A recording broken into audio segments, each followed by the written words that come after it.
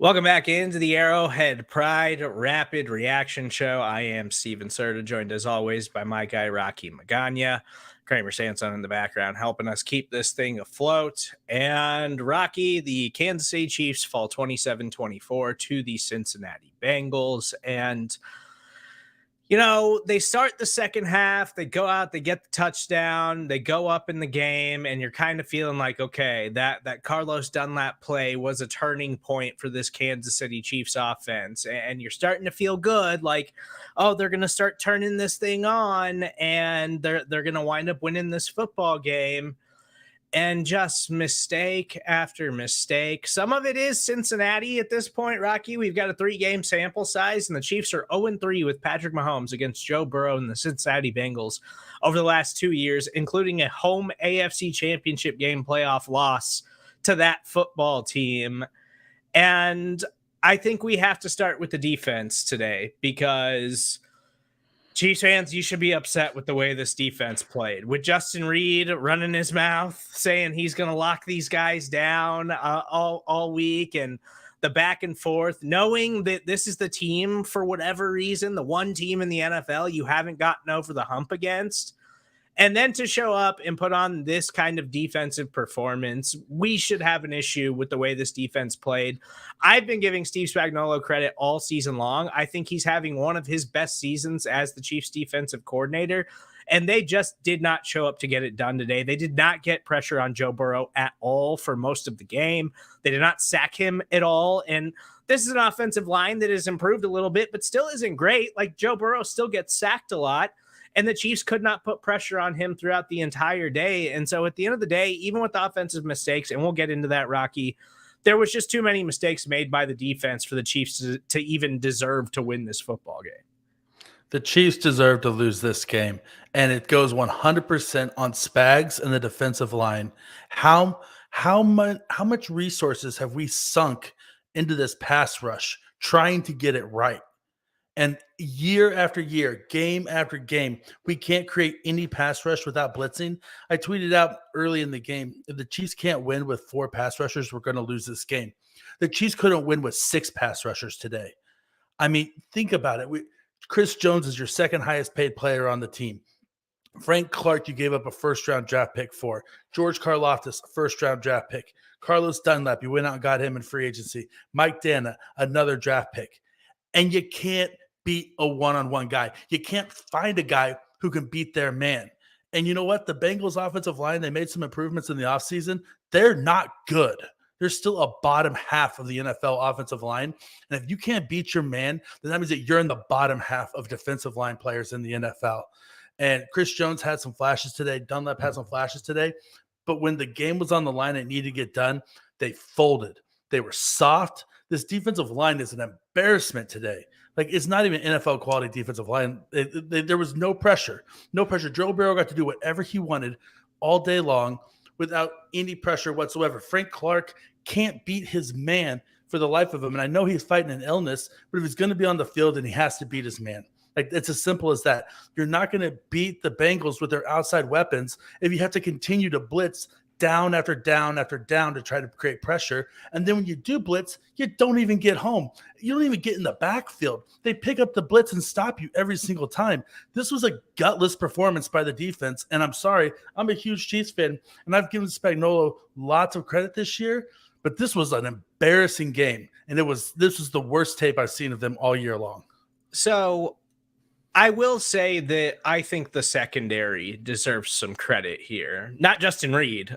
No. Definitely not Justin Reed. But I'm talking about your young cornerbacks in Trent McDuffie and Joshua Williams, who had a couple of nice plays today. Like, I don't think that the cornerbacks were the issue today for the Kansas City Chiefs. Like, it's not like Jamar Chase wound up with a nice stat line in the box score, but Jamar Chase didn't go out and put up 266 yards on you like he did last year. Like, for the most part, they bottled up Chase and Higgins with these young cornerbacks, which should make you feel optimistic moving forward. But like everything that you just said, Rocky, it all comes back to the pass rush. And they've been playing better lately. They've been creating pressure, and they've actually been generating a few turnovers here and there, which has been a huge problem this season. But when it comes down to it, this was the game on your schedule. This was the one game left where you were like, you got to have it. You got to have it because you lose this football game. And all of a sudden, Buffalo jumps back into the driver's seat for the number 1 seed in the AFC. Chiefs could not get it done. Again, they fall 27-24 to the Cincinnati Bengals in what was really just an ugly football game. And again, we'll get to the offensive side of the ball, but I just want to stick with the defense. And I understand the Bengals are set up to beat a lot of opposing NFL defenses. Like, they have weapons that are hard to replicate across the entire NFL, but we've seen other defenses have success against them. I just think that Steve Spagnuolo specifically just does not execute well against Joe Burrow, because we see time after time, Joe Burrow, you blitz him, Joe Burrow knows exactly where to go. He knows exactly what the read is. Okay, if I get pressure from this side of the field, I know exactly where to go with the football to get rid of it fast. And Joe Burrow did it over and over and over again today. Just at the end of the game there, with the game on the line, a 3rd and 11. And Cincinnati gave you a gift because they stopped the clock for whatever reason. Yeah. And easy 3rd and 11 conversion to T. Higgins. And that was just the defense on the day. No pressure on Joe Burrow. Joe Burrow putting the ball exactly where he needed to put it, making the reads that he needed to make, and doing just enough for the Cincinnati Bengals to win. I think this is the most frustrating performance I've seen from the Kansas City Chiefs defense all season long. Like, even that game against Buffalo where you gave up the late 4th quarter game-winning touchdown drive to Josh Allen, like, for the most part, their defense held strong in that game, and they slowed that Buffalo Bills offense, but you didn't feel good about the defense, I don't think, at any point today, other than, and you can throw it up on the screen, Kramer, because I don't want to focus a lot on the highlights tonight. But I mean, that Carlos Dunlap stop just before the half is about the only time I felt good about the defense all day today, Rocky. Yeah, and me and you, we don't see eye to eye on how the first half ended after this Carlos Dunlap play, but we'll address that here in a little bit. But yeah, no, this was literally probably the one highlight reel play. And I'll say this, you're right about Trent McDuffie. Trent McDuffie did exactly what Trent McDuffie was supposed to do, being the 1st-round draft pick. He came in there and he battled with Chase all night long, and Chase didn't embarrass us. You know, Chase wasn't the reason why we lost this game. The Chiefs were the reason. The Chiefs lost this game to themselves. Sure, the Bengals took advantage of some situations. They created a turnover. But guess what? The Chiefs don't create turnovers. You can't give the ball away and not take the ball away. Like, that's a huge issue for this defense. All year long, Spags' defense has been unable to create turnovers. And when you give the ball away, you got to be able to at least take it away to even it up. And they couldn't do that today. Williams and McDuffie were the only 2 bright spots on this defense. Otherwise, it was an embarrassing performance. Even Nick Bolton, who normally he's a really great tackler, he still tackled pretty well today, but he let the guy drag him for an extra 3 yards. It seemed like every single time he tried to tackle the guy. Like, can you just drive a guy back? And Justin Reed, for all of his talk about he's going to lock people down and everything, there was multiple times that he doesn't even know how to tackle, man. Like, he came in so high on P. Ryan on a couple of plays and just got stiff-armed into next Wednesday on that one play, and it's because you're trying to tackle a running back around the shoulders. Can you just drop low and tackle somebody at the hips like you're supposed to? Like you got taught how to do in Pee Wee football. Just how about some fundamental tackling on the defense? If we have that alone, that might even be the difference. We can't even tackle. We're professional football players that don't know how to tackle. Like, it's insane. And I want to remind you guys, if you want to jump in the comments, use hashtag AP Rapid Reaction. We'll try to get to some of your game observations at the end of the show. And yeah, I agree with everything that she said defensively about this Kansas City Chiefs team. And it's something that I'd been worried about for a while now. But when the offense is humming and Patrick Mahomes is on an MVP campaign and the Chiefs are sitting atop the AFC and everything's going really well, you don't want to dive too much into the negative aspects of the defensive side of the ball, because for the most part, with all the young players they have, they've played well enough to put you in the conversation for the number 1 seed in the AFC. But at the end of the day, I'm still looking at this defense 13 weeks through the NFL season and saying, who's the guy that's going to get it done when you need it? Like, who's the guy that's going to put an end to drives? And it's supposed to be Chris Jones, and it has been Chris Jones for a lot of this season. But when it's not working out for him, when the Bengals are running the ball and they're getting rid of the ball really quick to try to avoid those blitzes and the pass rush that wasn't getting home anyway, then there's nobody in this secondary right now that's like, oh, okay, that guy's the guy who's going to go make the play for me. There's nobody in the linebackers right now outside of Nick Bolton, who occasionally makes a play, but when things aren't going well, there's nobody on that defense outside of Chris Jones who you're like, okay, he's going to come up and make the big play for me defensively. And that was highlighted all day today from the very first Bengals drive, where I think it was a 3rd and 4. And you're like, okay, you can force an opening drive punt, huge start to the game. Nope, easy first down for Cincinnati. And that's how it was all day long for this defense. They just did not have anybody step up in a major way in a huge AFC matchup. And they honestly deserve to lose this football game. And it all starts with the defense. I know Andy Reid mentioned it this week. Like, oh no, I said something to him about running his mouth on social media. We don't like that. Like we don't do that. We don't want to give them anything else to talk about. And Cincinnati showed up to play, and Cincinnati did not want to lose this game at home. And Cincinnati's sitting here saying like, hey, we were in the Super Bowl last year. We're still a really good team in the AFC. Why is everybody overlooking us? And then the Chiefs defense to not show up at all. And to, like you mentioned, miss tackle after miss tackle, giving up 3rd down conversions left and right. Like, they just did not show up to play. And it's the most disappointed I've been in the Chiefs defense all season long. Oh my gosh, it's 100% the most disappointed. Like, as a Chiefs fan, like, Chris Jones is supposed to be that guy, and sometimes he is, except for when you really, really need him to be. Like, I love Chris Jones, but where is that moment of Aaron Donald late in the Super Bowl when he busts through the line and pressures Joe Burrow and then points to his finger like, I just got my ring? Like you don't get that moment out of Chris Jones. He was supposed to, in the AFC Championship game, Chris Jones had a shot at that moment. He didn't get it. He didn't get it today. He didn't get it against the Bills.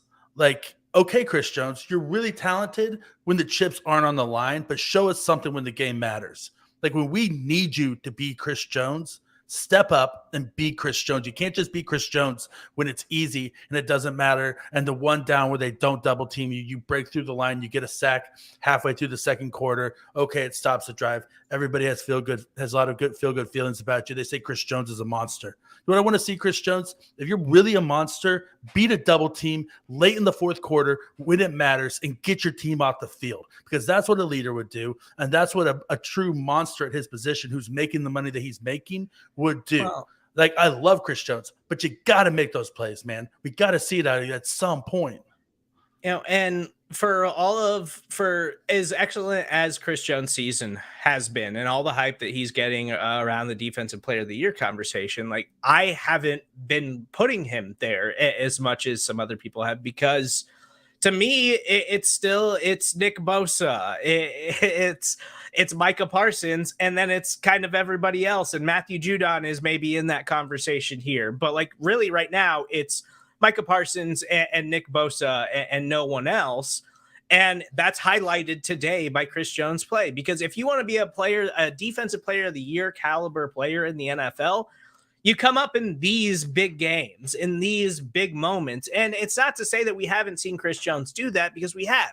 He is the biggest impact player on that side of the ball.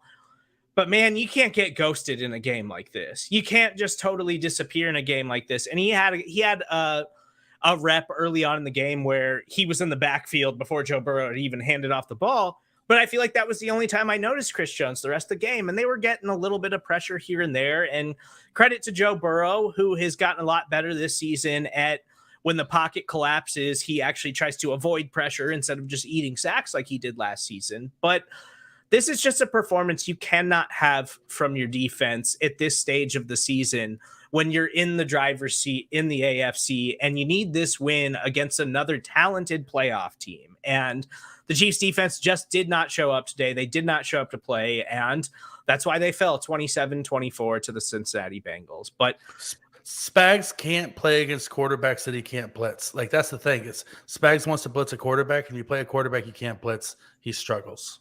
So let's get into the offensive side of the ball. And, there are some things to highlight here. It wasn't the prettiest offensive performance from the Kansas City Chiefs, but they did have some moments here. And, MVS, Marquez Valdez-Scantling, had a couple of big time plays. They finally got some things opened up down the field in the third quarter after they could not get anything going down the field in the first half of the game.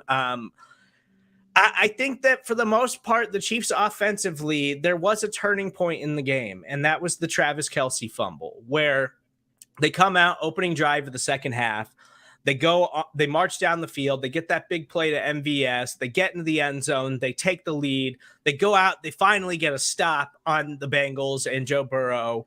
And then they come back out on the field. Mahomes hits Kelce while he's getting hit, drills a dart to Travis Kelce, and Kelce, just trying to pick up some extra yards like we see him do all the time, winds up getting stripped, fumbles the football, game-changing play. And that was really the turning point, I think, for me throughout the game, because the Chiefs had an opportunity to take a big lead and try to take command of the game and say, okay, this is ours now. We're taking this from you, Cincinnati. And that play really changed things. I don't feel like they ever recovered from that. But, it's Hall of Famer Travis Kelce. I don't fault Travis Kelce for the play. That's just football. That just happens sometimes.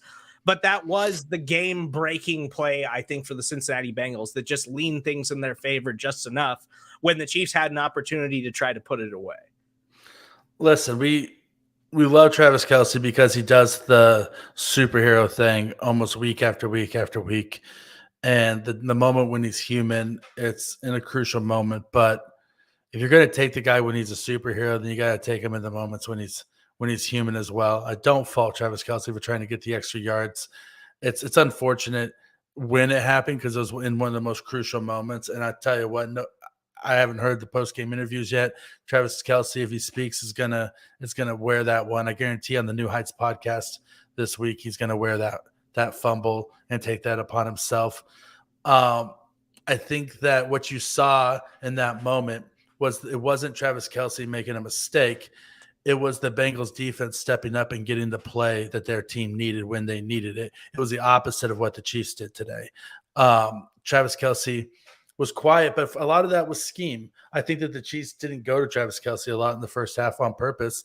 You saw Juju Smith-Schuster really being kind of that third down chain mover early in the game, which is what we brought him in for, which is why I thought that we stood a pretty good chance of winning this game on offense. I think Mahomes still looked downfield just a little bit too much. I mean, Mahomes had some really amazing plays in this game. We'll talk about him as we go on. But I think that he did leave some stuff underneath still. And you're gonna take that with Mahomes. I mean, it's the same way with a lot of the great quarterbacks in NFL history. They're constantly looking to move the ball downfield, and they're going to miss the underneath stuff sometimes. Aaron Rodgers misses the underneath guy like 8 times out of 10 and tries to force the ball downfield. And every year up until now, it's worked great for him. When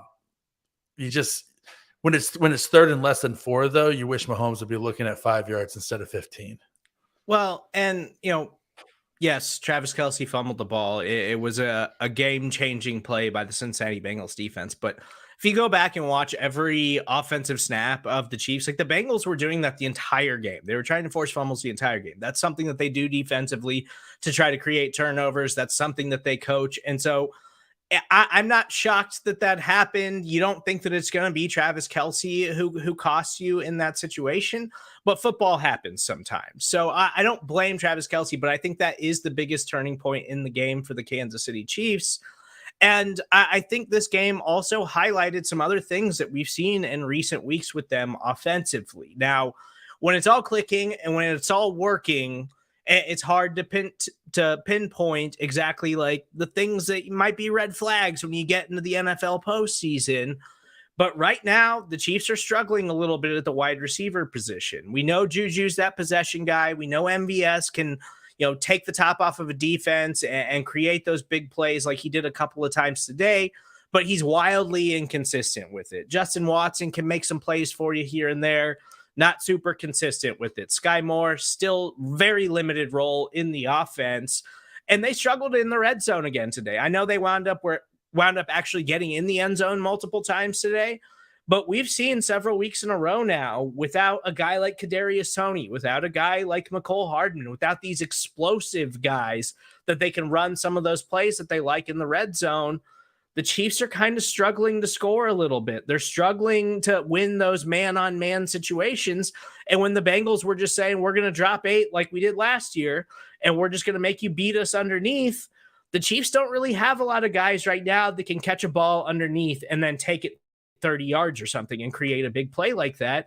And so that's something that they need to address this offseason, because until McCole Hardman is healthy, until Kadarius Toney is healthy, teams are going to continue to play the Chiefs like this. And I think it's going to continue to be a problem for them offensively.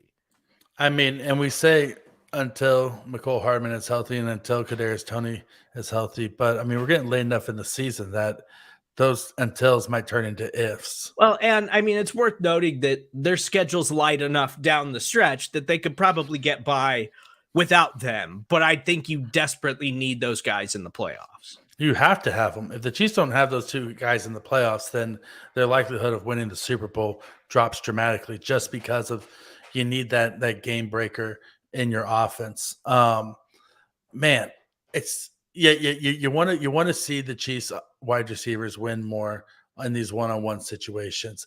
But you also want to see the Chiefs utilize the screen game more. I mean, like, it seems like anytime they pass the ball to Jerick McKinnon, he goes for 7 or 8 yards at least. Like, down the stretch, like if your wide receivers can't get open, why not set up the screen game to McKinnon a little bit more? Like we're seeing right here on the touchdown, right? I mean, like on that last offensive play that Mahomes had where he took the sack, I'd have to go back and watch the tape on it, but I swear that McKinnon was open on that exact same route, and Mahomes didn't even look at him, right? You know, when it's 3rd and 3, and you got Jerick McKinnon open in the flats, like just take that easy connection, man. Like, it's just like, it's not rocket science. Like, if they're dropping 8, then your flats are open, right? Look to your flats, and then let McKinnon try to make make somebody miss. And I'm seeing a lot in the comment section, like the offensive line was terrible today and they couldn't do anything up front. I don't think the Chiefs offensive line was that bad today. Like, I thought, at least in the run game, like they were opening up big running lanes for the Chiefs running backs. And that's why we saw Jerick McKinnon have a very nice game today. We saw Isaiah Pacheco have another nice game.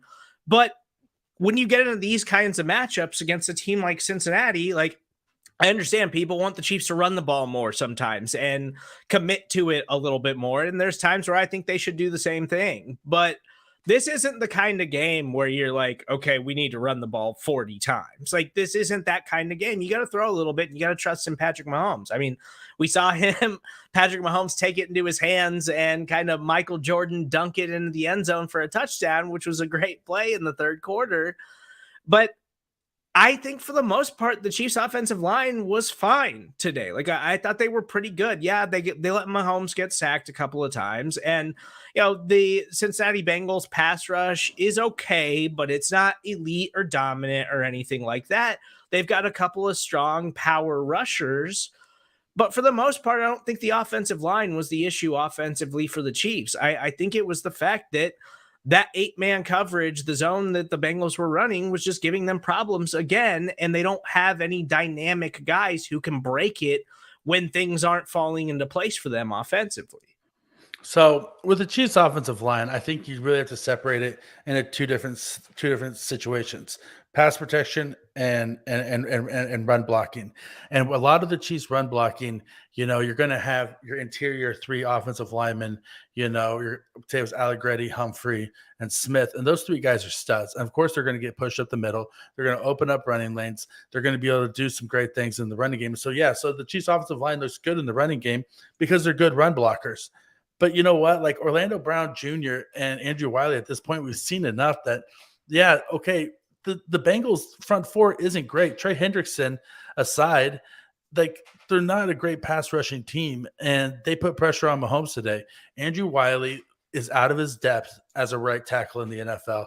It's not the first time that I've said it on this show, and I'll keep on saying it. Like, in his best game, he is passable. That is his ceiling is a passable right tackle in the NFL. At his worst game, he gets beat. And then on top of that, today you had a situation where a big 3rd and 15 conversion is brought back because of just a mental error. Like they don't know if Mahomes. I understand with a quarterback like Mahomes, you don't know if he's going to scramble or he's going to pull up and throw the ball, right?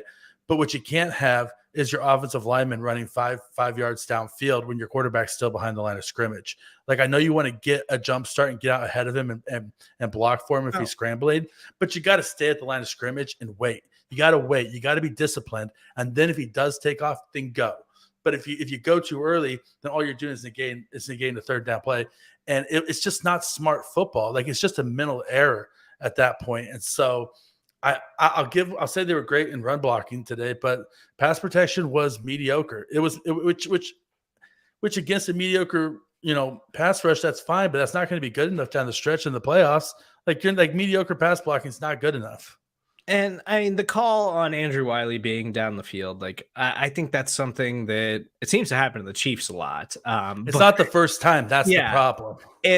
But I do think that's something where you're just like, damn it, like that just kind of happens sometimes. And Wiley obviously is their worst offensive lineman, but they've been getting by with it for most of the season. I don't know if we're going to see much out of Lucas Niang. I think he came in for one snap in this game. Maybe he played a little bit more, but it was one snap where they were clearly going to run the football and they brought him in as an extra offensive lineman. So I don't know if Lucas Niang is really in play here to actually like take over for Andrew Wiley this late in the season. But I do think while their offensive line isn't necessarily elite, they're good enough. And not having Joe Thuney again makes a difference in this football game, I think. But they were good enough today to make enough to give Patrick Mahomes enough time to try to make plays. It was just a lot of mistakes defensively across the board, and not executing very well offensively. And then, of course, we can't get out of here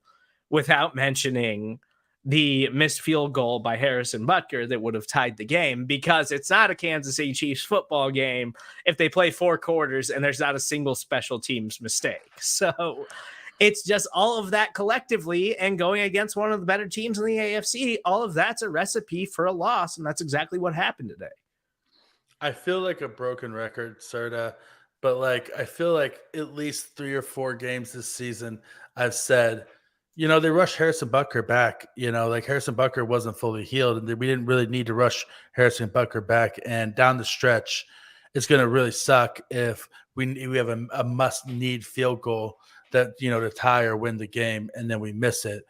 And we're going to always be wondering, is it because Harrison Butker is not 100%? Because Dave Tube said that Harrison Butker is not going to be 100% at any point this season. Sure, maybe that wasn't the reason why he missed the field goal, but we don't know why, because they rushed him back. This is just Dave Tube is just having a horrible season. Can you just do the baseline, right? Make your field goals, punt the ball without it getting blocked, and then fair catch every single kick. Those are the 2 things, man. Those are the things, man. And just I don't even know what to say at this point, because it just seems like we're saying the exact same thing about this special teams unit every single week. It's the same thing over and over and over again. At least this week there wasn't a fumble on a punt, so you feel better about that.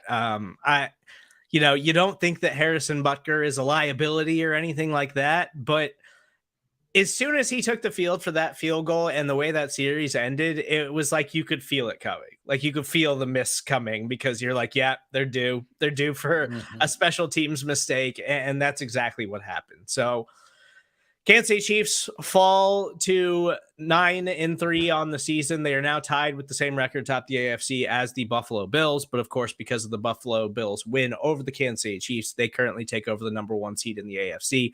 Chiefs sitting at number 2.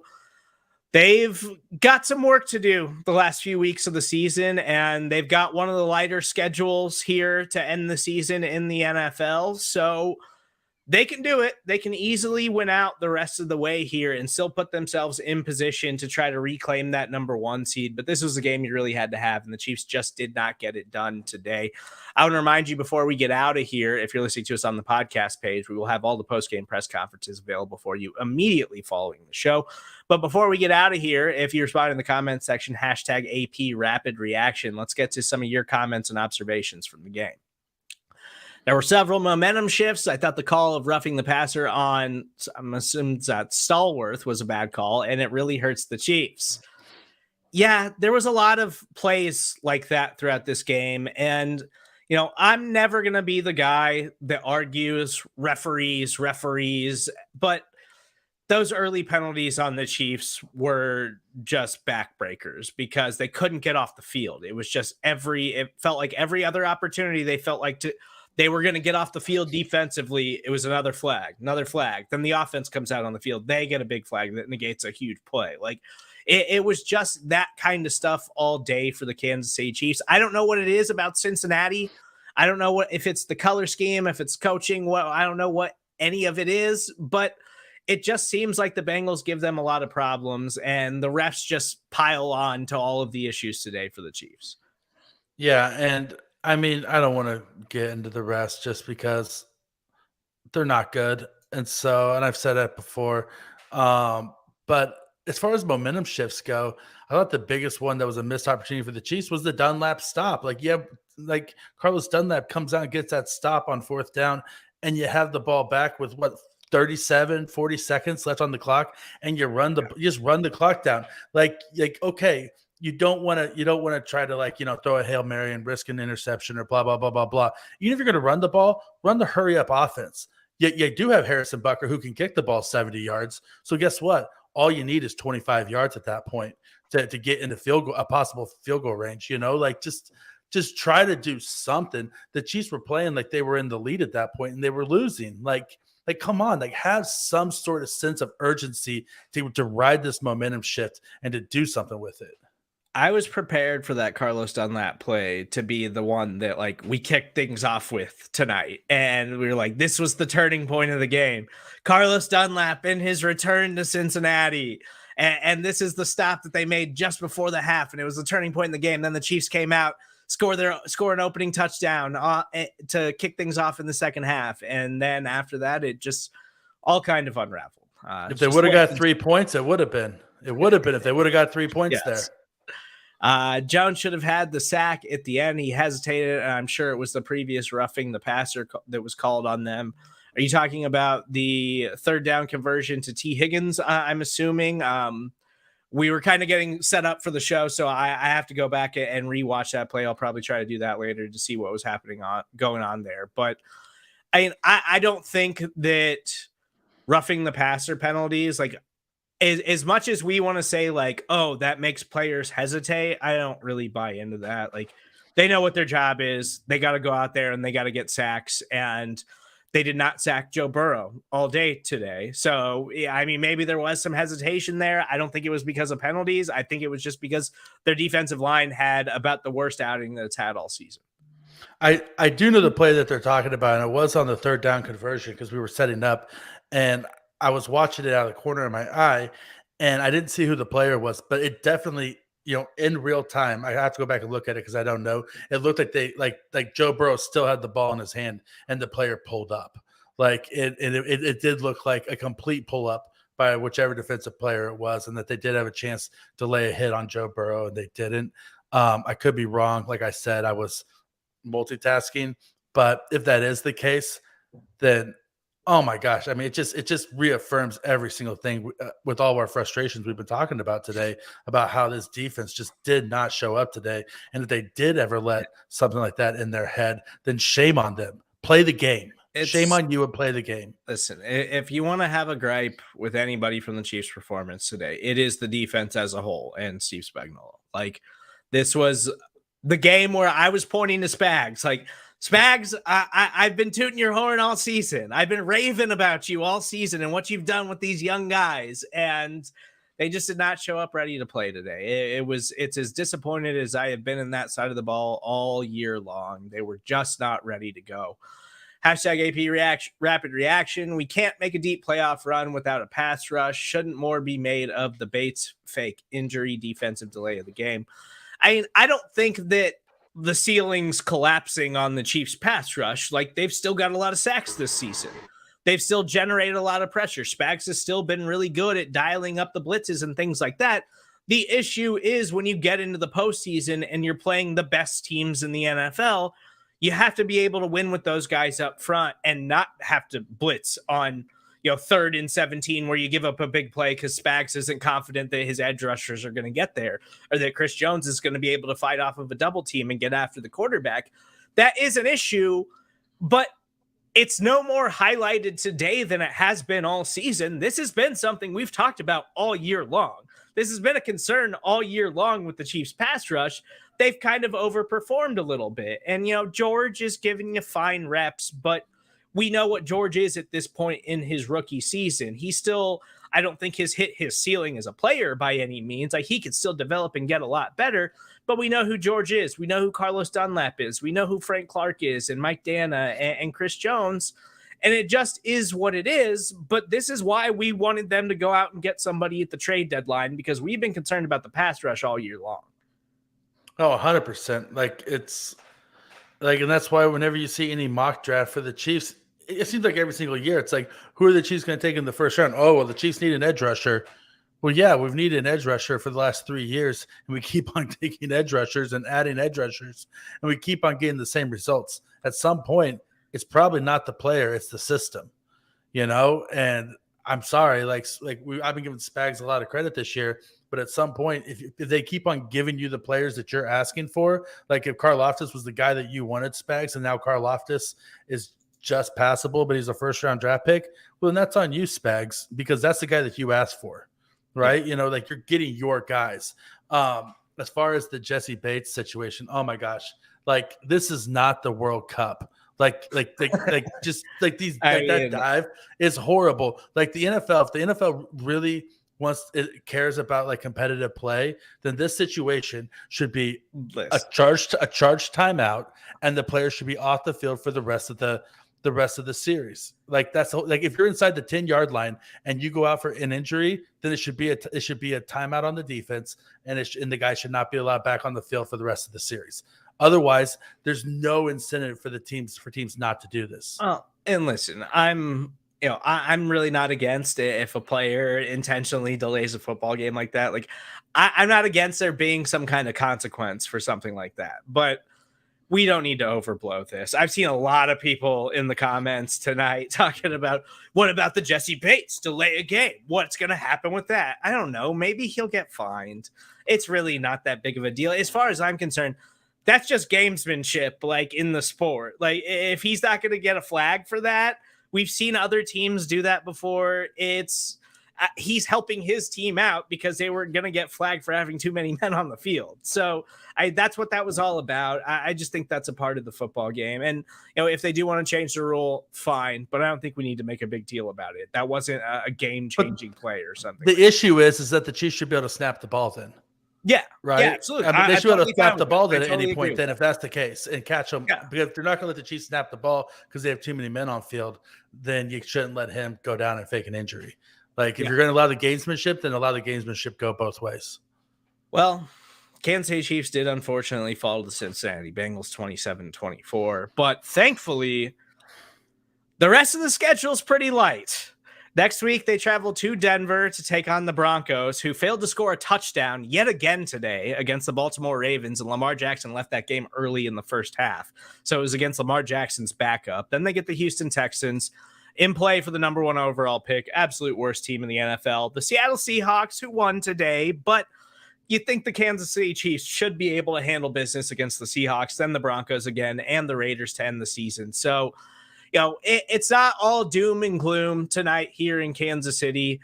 The Chiefs just got to take care of business down the stretch. They just need to win these last several games that are all easily winnable football games for this Kansas City Chiefs football team to put them in a position to try to reclaim the number 1 seed in the AFC. You would have liked to have gotten a win against this Bengals team. I know Chiefs fans, are dying to say they finally got over the hump for Patrick Mahomes, who beats everyone and dominates everybody and makes everyone look foolish. For some reason, Joe Burrow and the Cincinnati Bengals, the one team he cannot do that against, and the one team he has failed to do that against so far in his NFL career. But I'm still totally confident in this Kansas City Chiefs team.